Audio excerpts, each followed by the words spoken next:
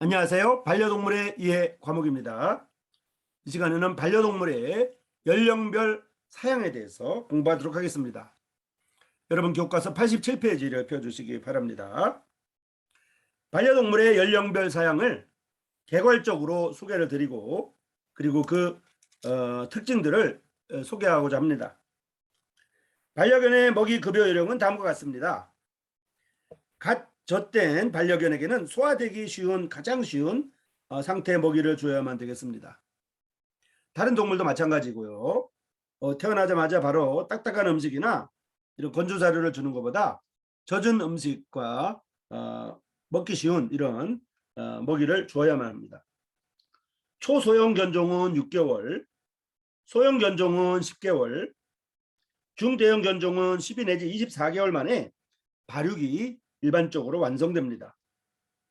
최소한 이 기간에는 강아지용 반려견 식품을 급여해야만 되겠습니다.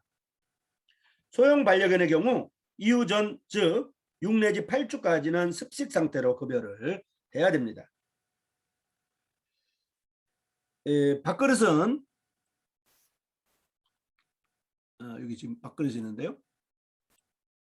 지금 밥그릇이죠. 밥그릇은 매일 청소를 해야 되고요. 신선하고 깨끗한 물을 항상 급여해야 되겠습니다. 이렇게 건조식품 같은 경우는 건조식품 지금 이거 건조식품을 물에 불려줄 때는 가능한 너무 차지 않은 물로 이렇게 불려줘야 되겠습니다. 이렇게 이제 그릇은 깨끗하게 이렇게 청소해야 되고요. 건조식품은 물에 불려가지고 먹여야 되겠고요. 이 반려견의 이 밥그릇은 늘 이제 깨끗하게 청소를 해야 되는 상황이 되겠습니다. 반려견의 이 건조식품은 물에 불려서 먹이되 이렇게 우유는 좋지 않습니다.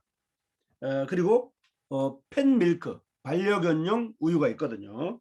어쨌든 우유를 너무 자주 먹이는 건 좋지 않는 것이라고 말씀드릴 수 있겠습니다. 어쨌든 밥그릇은 매일 청소하고 그리고 건조식품은 물에 불려서 먹어야 되고요. 우유는 좋지 않다는 걸 말씀드립니다. 왜냐하면 반려견은 유당 소화 능력이 사람에 비해 떨어지기 때문에 설사를 할 수 있기 때문입니다. 그래서 꼭 먹여야 되는 상황이면은 팬밀크를 먹여야 됩니다. 반려견에게는 가족들이 식사하면서 사람이 먹던 것을 주지 말아야 됩니다. 정해진 시간에 정해진 곳에서 반려견 식품을 주어야만 합니다. 가급적으로 시간은 가족들의 식사 시간에 맞추어야 됩니다. 식탁 옆에서 구걸할 때 음식 대신 가볍게 쓰다듬어 줍니다. 그러니까 반려견하고 사람하고 식사 시간을 똑같이 할 것이 아니라 사람들이 식사를 다 마치고 나면 반려견이 밥을 먹을 수 있도록 이렇게 하는 것이 정서상 좋습니다. 바닥에 떨어진 음식을 주워서 먹지 않도록 가르쳐야만 되겠습니다.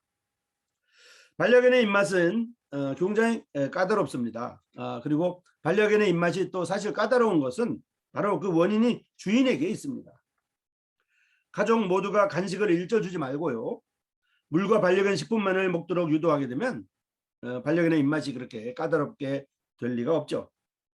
또 시간을 정해놓고 반려견 식품을 주되 20분이 지나서 남은 먹이는 치워버리고 정해진 다음 시간까지 어떤 먹이도 주지 않는다 그러면 이제 그 버릇을 들이게 되겠죠.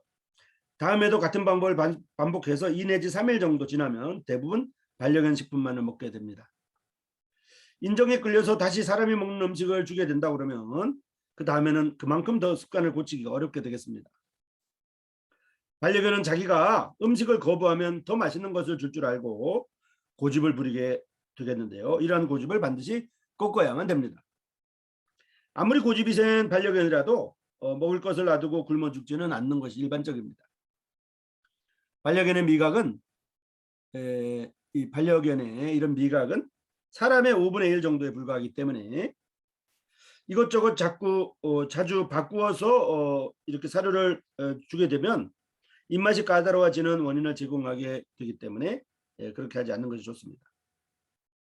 만일 먹이를 바꿀 때는 점진적으로 사료 비율을 섞어가면서 5 내지 7일간에 걸쳐서 서서히 바꿔줘야만 합니다.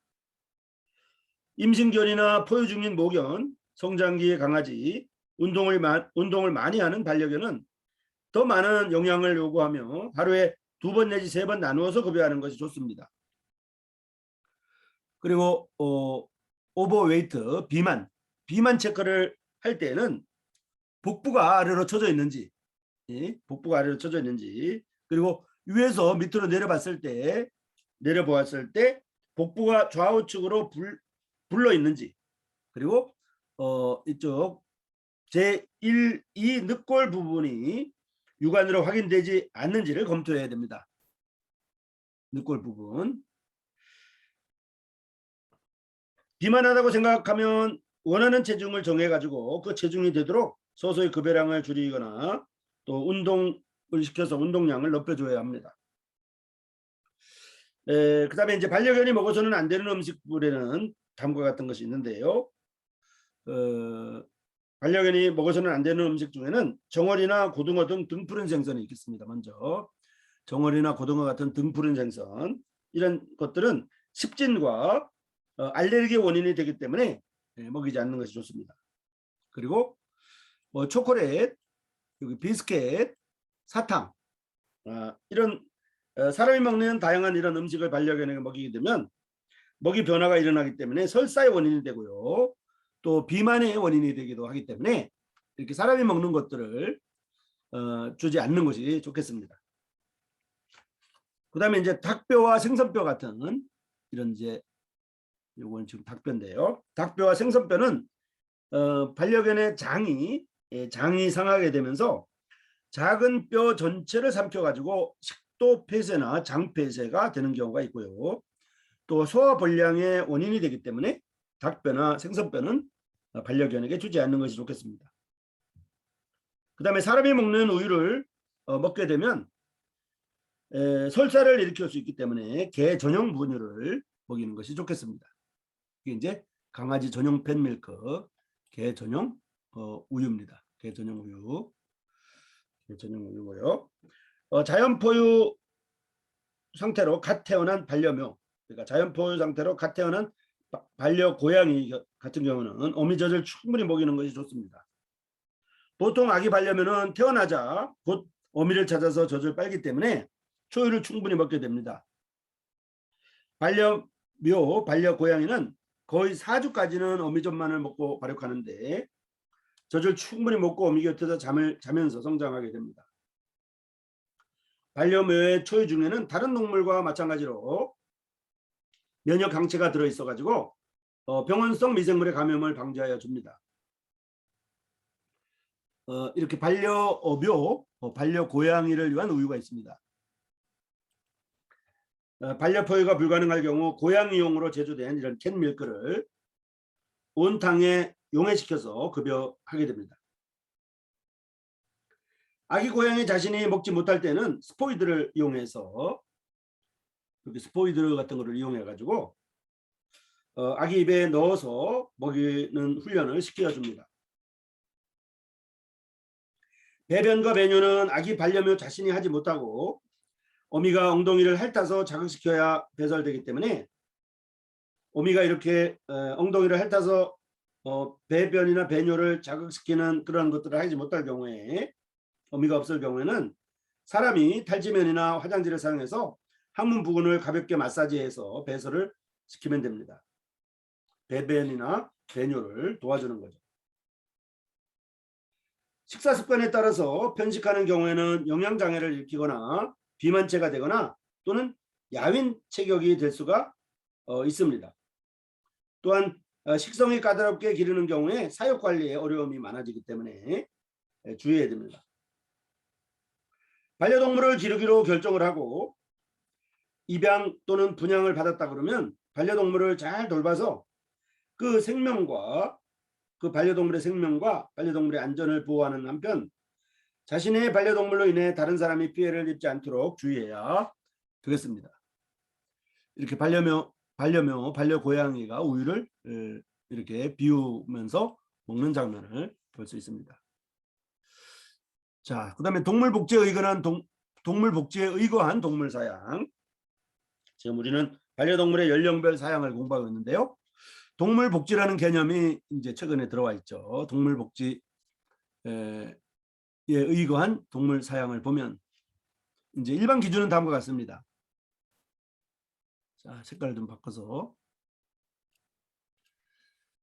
동물을 사육 관리할 때는 동물의 생명과 그 안전을 보호하고 복지를 증진한다. 뭐 기본이 있죠. 이제 복지를 증진한다. 인간에게도 복지라는 개념이 있지만은 동물에게도 복지라는 개념이 있어서 동물을 사육하고 동물을 관리할 때는 동물의 생명과 그 안전을 보호하고 복지를 증진시켜야 된다. 이런 얘기입니다.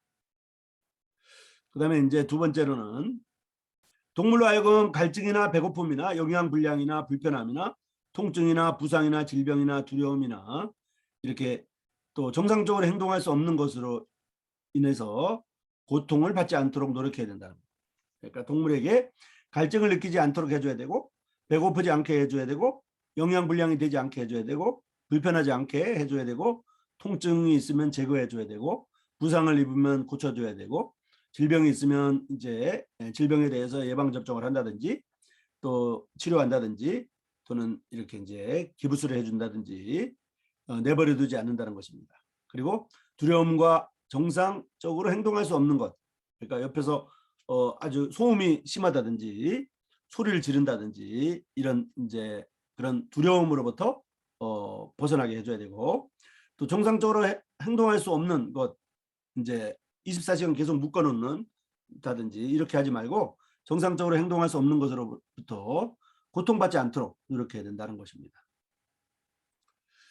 자, 그다음에 또 사육 관리하는 동물의 습성을 이해함으로써 사육하고 관리하는 동물의 습성을 이해함으로써 최대한 본래의 동물의 습성에 가깝게 예를 들면 돼지 같은 경우는 땅을 파거든요. 땅을 파는데 돼지 우리의 이제 팔 수 있는 땅이 없으면 원래 습성을 발휘하지 못하잖아요. 그리고 또 개의 경우에는 이제 이렇게 이제 오줌을 싸면서 이렇게 그 자기 영역을 표시하는데 너무 가둬놓기만 하면 이제 자기의 영역 표시하는 이런 습성을 발휘하지 못하게 되는 거죠.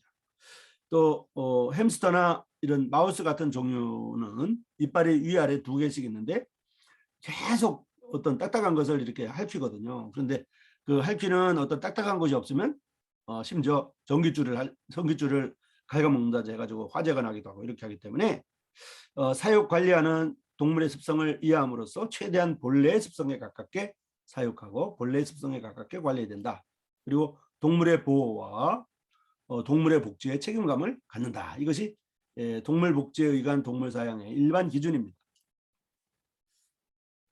자, 그다음에 이제 사육 환경을 보면 동물의 종류, 동물의 크기, 동물의 특성, 동물의 건강 상태, 동물의 사육 목적 등을 고려해서 최대한 적절한 사육 환경을 제공한다. 뭐 당연한 얘기죠. 그다음에 동물의 사육 공간 및 사육 시설은 동물이 자연스러운 자세로 일어나거나 눕거나 움직이는 등 일상적인 동작을 하는데 지장이 없는 그런 크기다. 이렇게 돼 있는데요. 실제로 동물들도 이제 친구들이 있고 동물들도 동료들이 있고 동물들도 이렇게 눕기도 하고 돌아서기도 하고 뛰어다니기도 하고 기어다니기도 하고 이렇게 새 종류에는 이제 날기도 하고 이렇게 땅을 파기도 하고 이렇게 하는 그런 사육 환경이 조성돼야 된다는 것입니다. 그러니까 일상적인 동작 일어나고 뒤를 돌아본다든지 옆을 본다든지 하는 것이 있어야 된다. 그러니까 닭 같은 경우에는 계속 이제 이렇게 알만 낳고 먹기만 하고 알만 낳고 똥 싸고 알 낳고 똥 싸고 먹기만 하고 계속 그렇게 하면 그냥 계란 낳는 공장이 돼버리는 거죠. 소나 돼지도 마찬가지입니다. 계속 이제 움직이지 못하게 하고 잠잘 공간도 주지 않고 동료들하고 놀 수 있는 이러한 환경도 조성해 주지 않으면 굉장히 사육 환경이 안 좋게 됩니다. 반려견도 마찬가지입니다. 자, 그다음에 이제 건강 관리를 보겠습니다. 건강 관리. 전염병 예방을 위하여 정기적으로 반려동물의 특성에 따른 예방 접종을 반드시 실시해야 되겠습니다. 개는 분기마다 한 번씩 구충, 기생충을 제거하는 이런 기생충 약을 먹여야 되고요. 또 예방 접종을 이제 1년에 한 번씩 이제 광견병 예방 접종을 한다든지 또 이제 그 반려동물에게 반려견에게 필요한 예방 접종이 그 이제 순서가 있고 반려묘에게 필요한 예방접종이 있거든요. 이러한 전염병 예방을 위해서 정기적으로 예방접종을 실시해야 되고 또 구충제를 먹여야 되고 뭐 심장사상충 약을 먹인다든지 이렇게 해야 된다는 것입니다. 자, 동물복지의관 동물 사양을 말씀드렸고요. 그 다음에 이제 92페이지 보겠습니다. 아파트에서 반려동물을 키우면 안 될까요? 라는 제목으로 나와 있는데요. 우리가 살고 있거나 이사 가려는 아파트, 아파트뿐만 아니라 이제 단독주택도 마찬가지고 또 이제 그 여러 가지 다세대 주택도 마찬가지고요. 모든 주택들을 말하는 것입니다. 내가 살고 있거나 이사 가려는 아파트에서 반려동물과 생활할 수 있는지 또 어떻게 관리해야 되는지 여부는 해당 아파트의 공동주택 관리 규약에서 확인할 수가 있습니다. 공동주택 관리 규약. 자, 이게 공동주택 관리 규약입니다. 공동주택 관리 규약이 이제 그 공동주택에는 다 있죠. 이런 공동주택 관리 규약에서 반려동물을 키울 수 없도록 되어 있지는 않는지 또 반려동물을 키울 수 있도록 되어 있는지 이런 것들을 미리 확인하고 해야 된다는 것입니다. 미국의 경우에는 아파트가 반려동물을 키울 수 있는 아파트가 따로 있고 반려동물을 키울 수 없는 아파트가 따로 있기 때문에 그런 것들을 확인해 봐야 됩니다.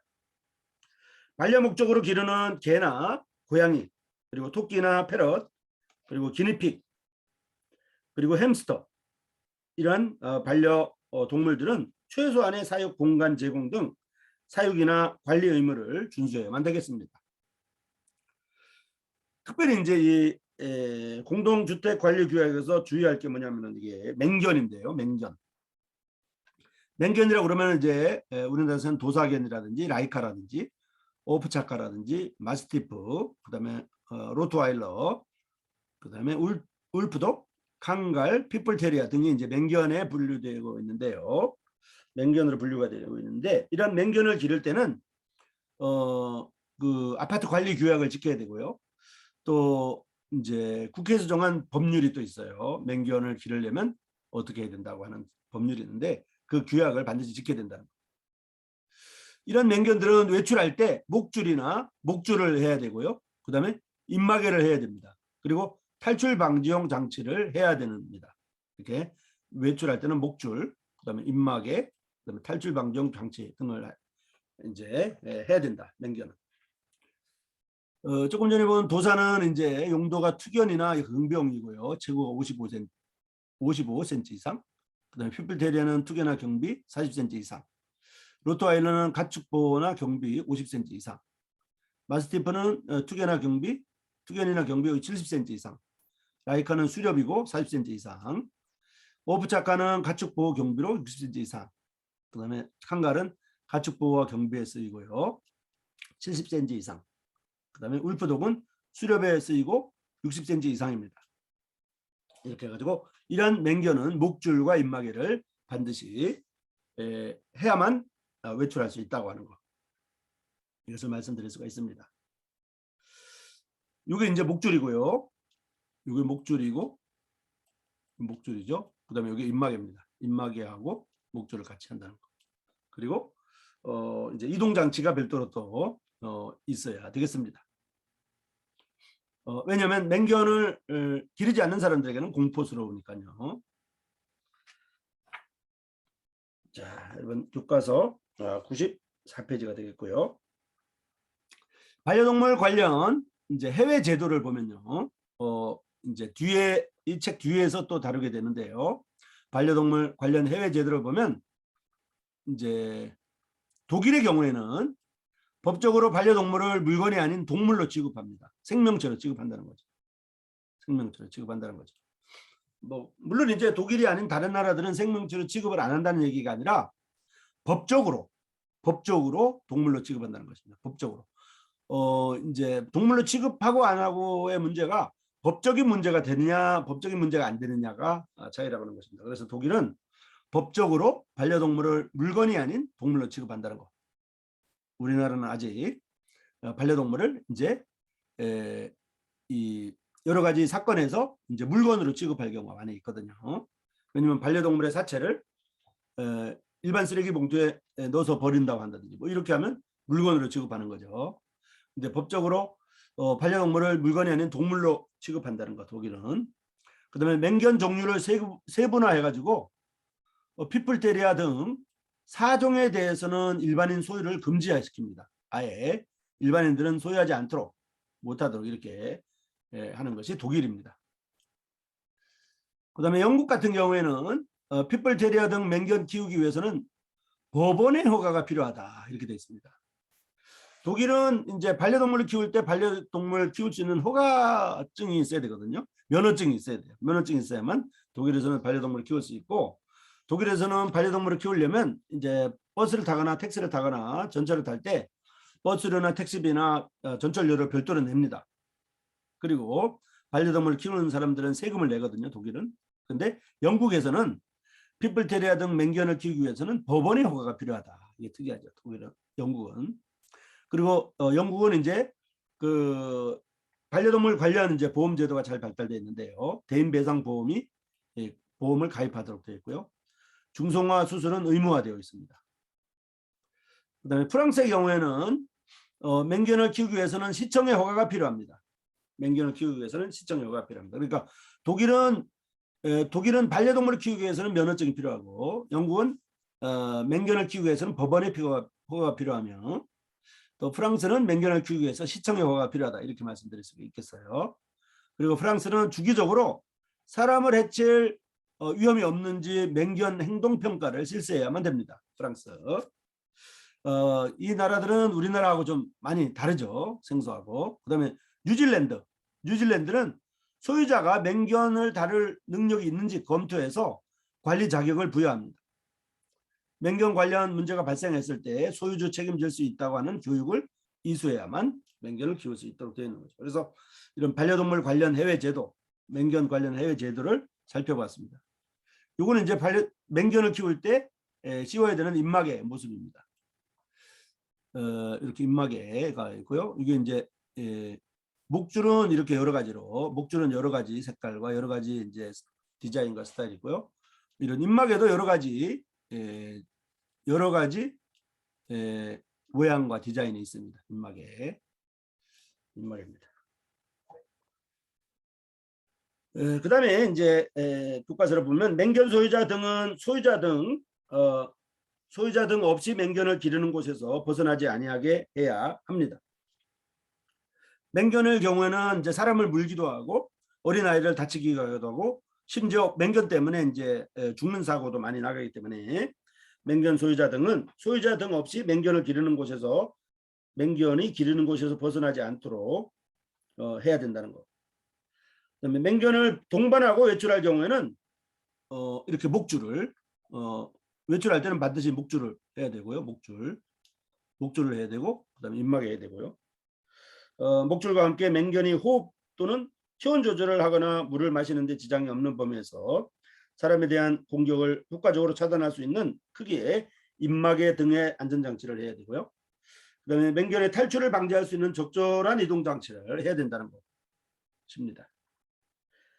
그다음 맹견의 소유자 등은 다음에 어느 하나에 해당하는 장소에 맹견이 출입하지 않도록 해야 됩니다. 그러니까 맹견을 기를 때는 다음과 같은 장소에는 아예 가면 안 됩니다. 맹견을 데리고. 그것이 어디냐면 먼저 어린이집에 가면 안 되고요. 또 유치원에도 가면 안 됩니다. 맹견을 데리고. 그다음에 초등학교도 가면 안 되고요. 특수학교도 가면 안 됩니다. 그리고 그 밖에 불특정 다수인이 이용하는 장소로서 시, 도의 조례로 정하는 장소 등에는 맹견을 출입해서는 안 되는 것입니다. 자, 이 시간에는 반려동물의 연령별 사양에 대해서 공부를 했는데요. 연령별 사양에 대해서 공부를 했습니다. 이제 반려견이 이제 이런 사료를 먹일 때는 이제 어렸을 때는 이제 물을 적셔가지고 축축하게 먹여야 된다는 거. 그리고 반려견을 키우는 밥그릇은 늘 깨끗하게 청소해야 된다는 것을 배웠죠. 그리고 반려견의 이제 건조식품은 이렇게 이제 좀 물에 섞어서 주는 게 좋고요. 반려견에는 우유를 되도록이면 주지 않는 게 좋고, 우유를 먹일 때는 반드시 팻밀크, 반려견용 밀크를 우유를 줘야 된다는 거. 또 반려견은 입맛이 굉장히 사람에 비해서 반려견의 미각은 사람의 5분의 1 정도의 미각을 갖고 있기 때문에 굉장히 입맛이 까다롭다고 하는 것을 말씀드렸습니다. 그리고 반려견의 체중 조절을 위해서 이제 급여량을 줄이거나 또는 운동량을 높여주는 이런 방법을 써야 된다는 것, 체중 조절을 해야 된다는 것을 말씀드렸고요.